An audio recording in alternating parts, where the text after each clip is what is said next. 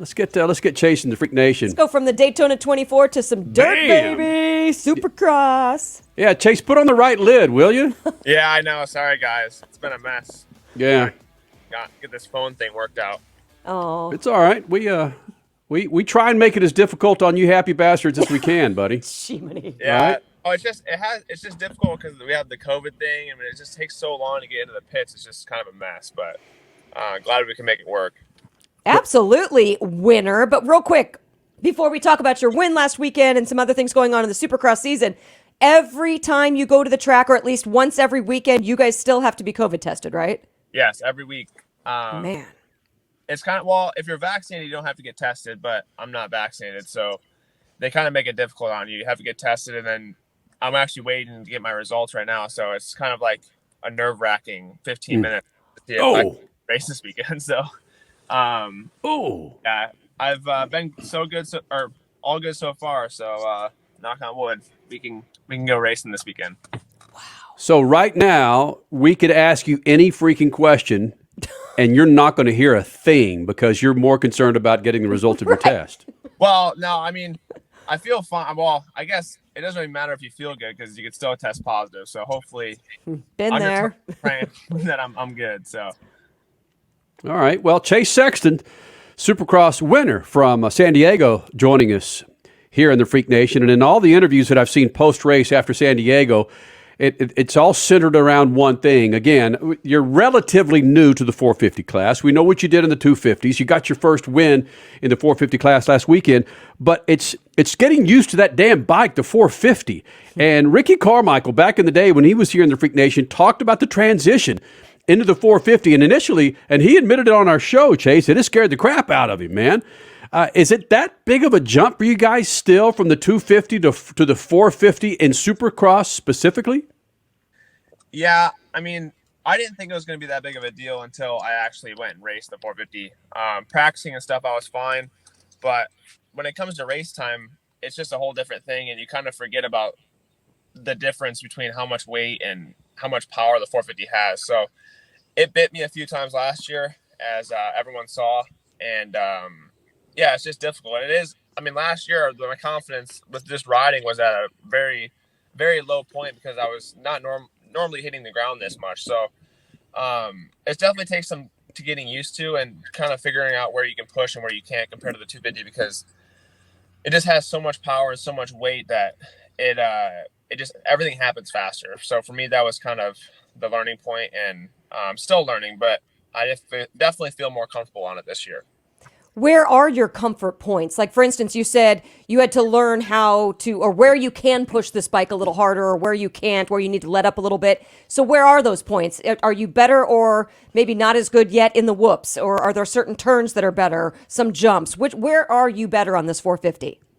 I would say that the whoops is the biggest thing because the 250 is so much, like I said, it's so much lighter, and the suspension just, I feel like, works better on the 250. So the whoops is just, you have to be very, I guess, on point every time you go through the whoops in the 450 because that power, it can skip out from underneath you. It can do a lot of things really fast. So that was probably my biggest learning point was the whoops. And this year I feel like I'm better in them. And also it comes along with testing and learning the bike and kind of just figuring out what works and what doesn't. So I think for this year, just the overall traction and then the whoops is the biggest part for me, and still learning, like I said, and it's been a good process though, and I feel a lot, like I said, a lot more comfortable and been having fun with the team and just testing new stuff and learning ultimately.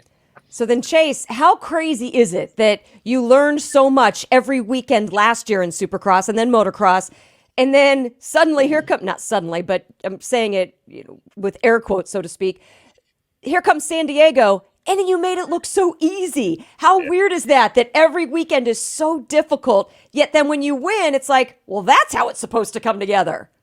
It's funny because, like, that race was, I've had so much harder, like, I've had way harder races than that and not got nearly the result I got last weekend. So I think, honestly, just putting all those pieces to the puzzle together, and it obviously happened last weekend. So my starts have been good. Last weekend really just was more comfortable at the track and more comfortable on the bike, and ultimately that's what I think led me to a win. So Yeah, it's really nice, and it's a big weight lifted off my shoulders to finally break through and get that first win, and that was my goal from pre race press conferences. I always said I just want to win a race this year and get that out of the way. So Boom. glad we got that, and now we can focus on bigger and better goals. So Chase Sexton, winner in San Diego.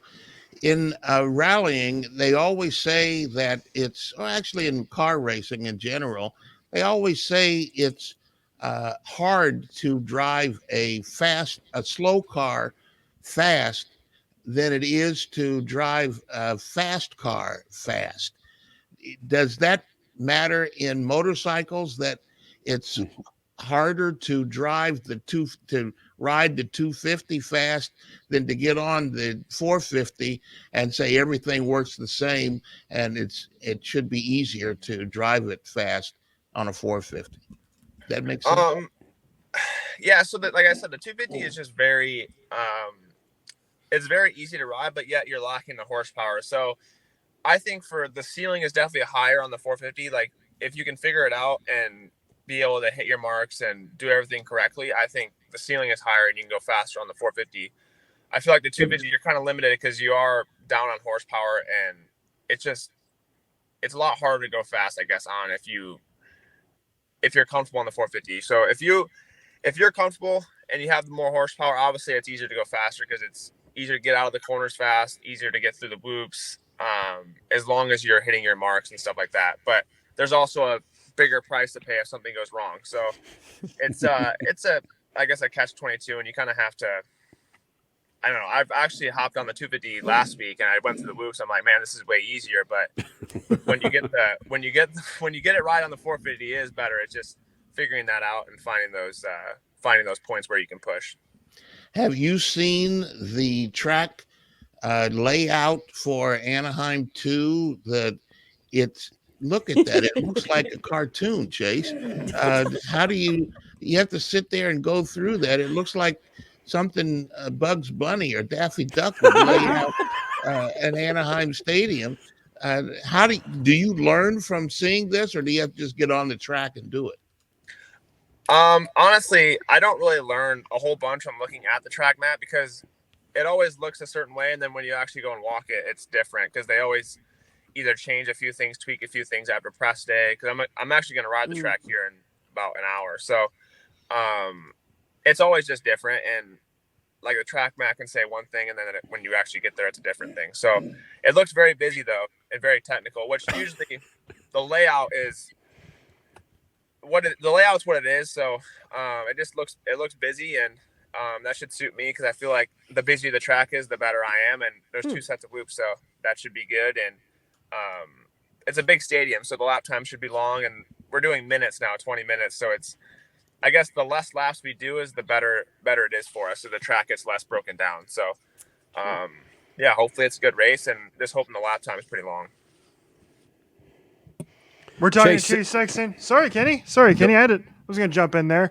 Chase Sexton. And I was looking through your team roster, not only between the 450s and the 250s, and I saw an interview with you as well where you said that all of your teammates are not American. So you're the only American among the driver roster on your team. What's that like, having 2 Aussies and a German and then yourself as an American? It's a little bit different because usually it's the Americans that overpower the foreigners, usually here, because especially because it's Supercross. Obviously, if we race MXGP overseas, it'd be the opposite. But it seems like we have more and more people coming over from like Australia, Germany, France, and wanting to race Supercross, which is cool for us because it gives us more diversity. And I think it's just cool to have different teammates and kind of see their culture and stuff like that. And I've actually became pretty close with Kenny, he's from Germany, and obviously Hunter and Jet I've got to know, they're from Australia. So I think it's cool. It's definitely different. I think it's probably the only team where the Americans are the minority, but no, it's cool. And like I said, it's just cool to see different cultures. Speaking of MXGP, you retweeted Formula One. Are you a Formula One fan? Because you liked the news with Kimi Räikkönen becoming a team boss now for the Cowie MXGP team.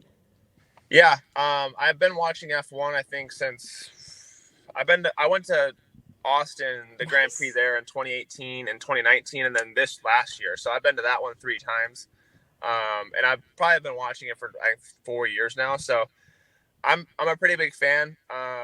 Kimmy was I think he was the team owner of Ice One Husqvarna team prior to this one. And then now I think it's even a bigger role, and it's cool that he's that interested in motocross, and it's cool to just have that cross platform a little bit. And obviously it brings a lot to motocross having someone like Kimmy being I think is a team principal of Kawasaki or something like that. So, but yeah, definitely a big fan of F1. It's just cool to see those two worlds come together.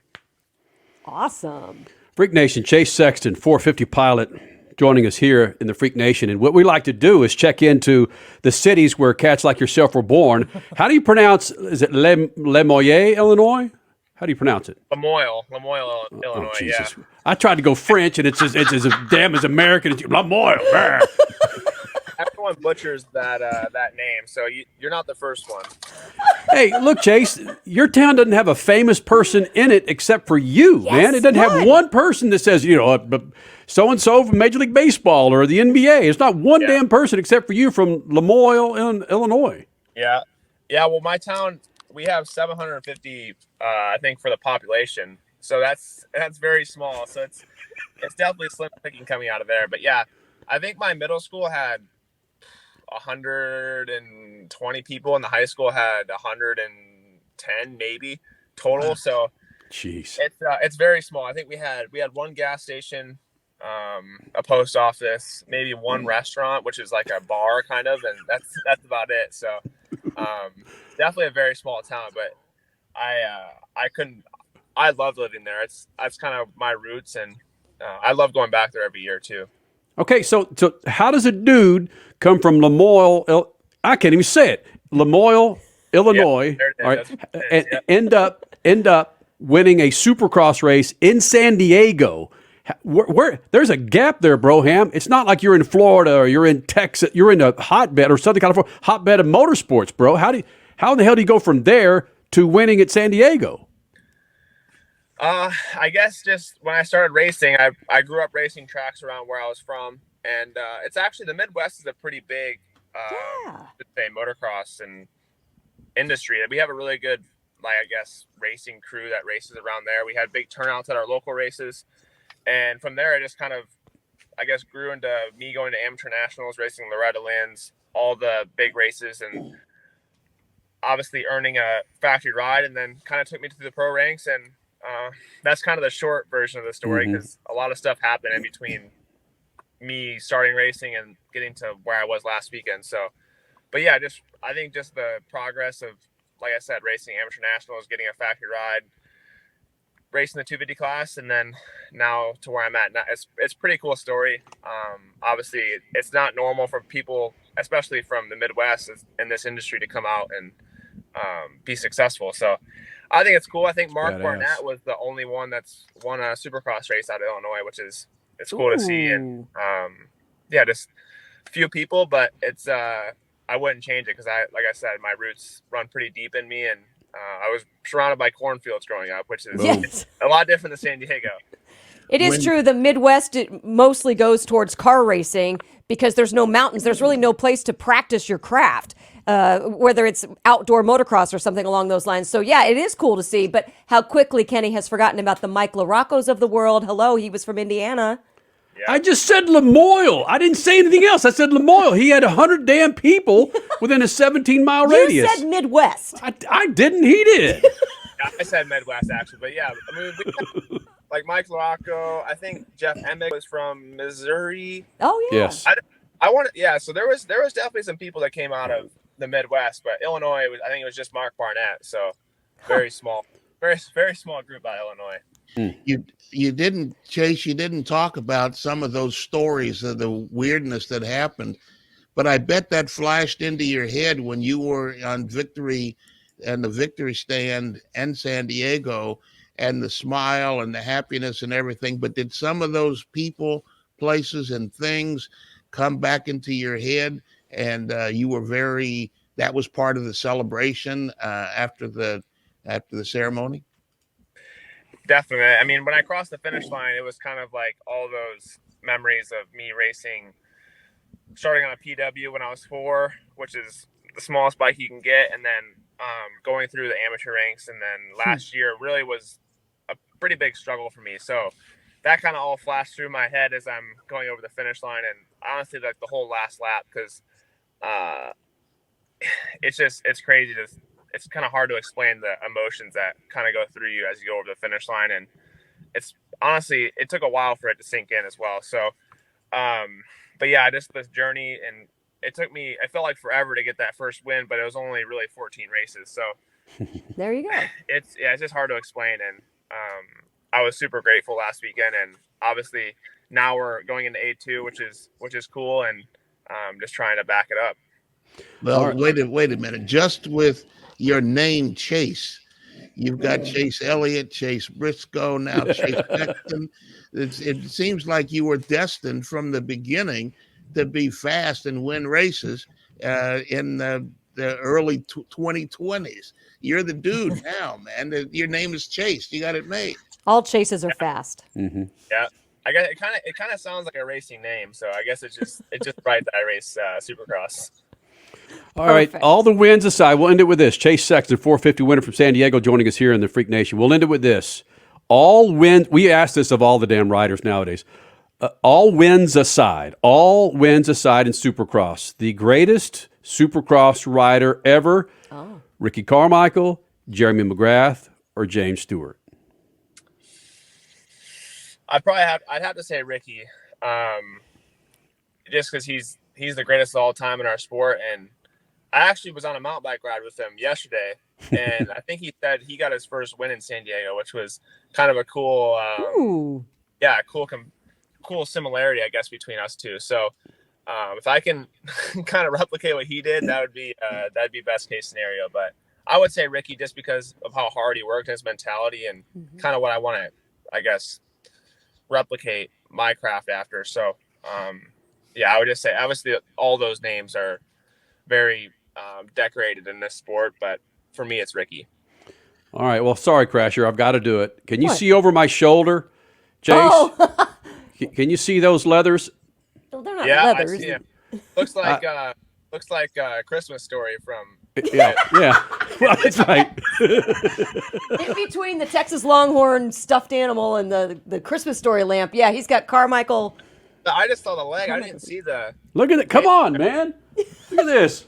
Don't you dare move I'm that. not What gonna- do you- you can't see the. there's Makita. Oh! I knew that was going to Stand up, Crash. Look at that.